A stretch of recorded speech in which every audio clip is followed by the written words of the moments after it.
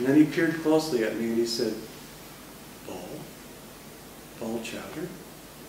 And I said, yes, Ed, how are you doing? It's been a long time. He nodded. I said, I see you're folding some underpants there. I said, yes, I am, doing my laundry. I said, I'm doing my laundry too. And I mean, if you're going to do your laundry, this place is probably as good as, or better, than any place I can think of. Marseille, France. Or France, if you say. And I said, can I venture to ask how the poetry's going? He said, it's going pretty well. I wrote a poem, and I got paid for it. And it was at the newspaper. And I said, that's fantastic. What's it called? And he said, it's called The Raven. And I said, holy shit, The Raven. Great title. What's it about? And he said, it's about a man who has a visit from a raven. And I said, that sounds really promising. What does the raven stand for? Death, and fate, and horror, and government wiretapping, and stuff like that? And he just looked at me. He wasn't about to explicate his poem for me, which I understand. And I said, well, listen, take care. I grabbed my bag of laundry. I said, it's been great seeing you. Stay happy. And he said, you too. It's good seeing you. We waved again. Take care. Watch out for the big swinging blade, I said. And I walked out of the door of the laundromat, off down the street. And that was the time that I ran into Edgar Allan Poe. God, I wish I was a canoe. Either that or some kind of tree tumor that could be made into a zebra bowl, but it isn't because I'm still on the tree. It's late in the afternoon and the bats are getting ready to go flying for bugs. Leigh Hunt, who's a poet of the 19th century, has a poem about how this girl, Jenny, jumped up from her chair and kissed him. I'm thinking of how difficult it is to look old poets in the eye. Their eyelids, which droop and have skin tags on them like tiny pennants that age has hoisted, fill me with a strange consternation. And I know that the old poets themselves are self-conscious. They're worried that people will see these two blinky pink openings in their face and they'll think, ugh, those look like flesh wounds with eyeballs tossed loosely into them. I know that when my eyes get old and skin taggy, I'm going to be very happy to have glasses to hide behind. Even now, I have trouble meeting people's eyes. You're supposed to meet people's eyes. Meet them how? They have two eyes. You have to choose one. I start by looking at the person's right eye intently, and then I begin to feel that I'm hurting the feelings of the person's left eye. As she's telling her story, she thinks, why is he concentrating his attention so fixedly on my right eye? Is he deliberately looking away from my left eye? Is there something wrong with my left eye? So then I shift over and I stare at her left eye, till it's as if I'm falling down an optical pipe. My eyes have to skip away eventually, and when I'm asked a question, I look out the window. People assume that I'm failing some kind of test of candor when I'm just not an eye meter, that's all. I'm not going to meet your eye for any extended period. Period. How are those poetry exercises coming? Did you do that thing I mentioned, where you write down every real story that somebody tells you, or that you overhear in a 24-hour period? Did I mention that exercise? Maybe not. I don't mean the stories that come to you on electric screens or through car loudspeakers, but the ones from right around you. I overheard a story at the bank yesterday about a car repair place that overcharged. And then somebody told me a story about a dog who ate a sock.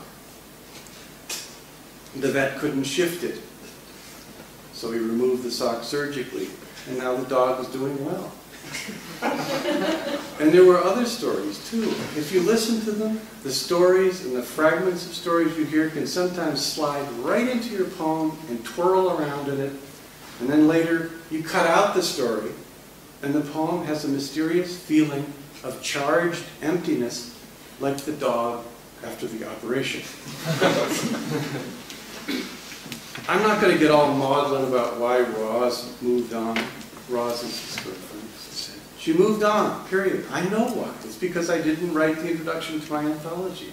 And I was morose at times with her, and I was shockingly messy, and I had irregular sleeping habits, and she was supporting us, and I was 9 years older than she was, and I didn't want to walk the dog as much as I should have, and I got farty when we had Caesar salads, and I do miss her, because she was so warm and so kind to me, and she taught me so many things. I squandered her good nature. I didn't take it seriously. I didn't see that it was finite. Roz told me, just go up in the barn and write it, referring to the introduction to my forthcoming poetry anthology, Only Rhyme. She said, just go up there and write it. You want to write it. Your editor wants you to write it. I want you to write it. Write it. I said I couldn't write it. It was too awful. It was too huge. It was like staring at death. She said, well then, write a flying spoon poem. Go up there and write something. You'll feel better if you do. She was right, of course. So I went up to the barn. The second floor is empty, and it has very few windows. It smells like I imagined the inside of an old lute would smell. I brought up my white plastic chair, and I took notes, and I read, and I thought, and I took more notes, and I sang songs. It was a beautiful week in very early summer, and I felt as if I was sitting inside John Dowland's old lute. I sang a song that Sinead O'Connor sings, She Moved to the Fair, and I sang a song I wrote myself that goes, I'm in the barn, I'm in the barn, I'm in the barn in the afternoon. I sang that one a lot. And I made up a new tune for Poe's Raven. But every time I actually tried to start writing the introduction, as opposed to just writing notes, I felt straitjacketed. So I went out and I bought a big presentation easel and a big pad of presentation paper and a green Sharpie pen and a red Sharpie pen and a blue Sharpie pen. What I thought was that if I could practice talking through the introduction as if I were teaching a class, that it would help. And in order to be relaxed at the easel, I drank a Newcastle beer. Also coffee, so that I'd be sharp. And still I wasn't sufficiently relaxed, so I drank some Yukon Gold that I found in a liquor cabinet. No, not Yukon Gold. That's a potato. Yukon Jack, a kind of Canadian liqueur. It was delicious. It added a slight Gaussian blur. And then some more coffee, so I'd be still sharper. Blurred, smeared, and yet sharp. At the end of the week, I didn't have the introduction. Roz looked sad and hurt, and I felt miserable. She said, well, are you at least making progress? I said I was, because I was. I was making great strides. But towards what? I was having a gigantic, hopeless, exciting, futile, productive, comprehensive life adventure up in the barn. I was hoarse from singing. I said I thought I'd probably have the introduction done after another week, or at least a flying spoon poem as a fallback. Roz pointed out that I was going to Switzerland very soon. And that, by the way, I'm a happily married guy. I mean, this is all fiction. Although we do have a barn.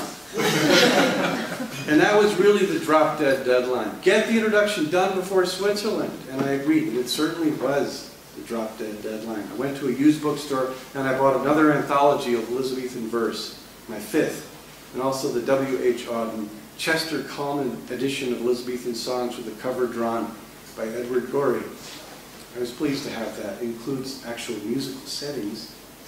And I spent some time on iTunes where I found a song I like by a group called the Downwells. It's called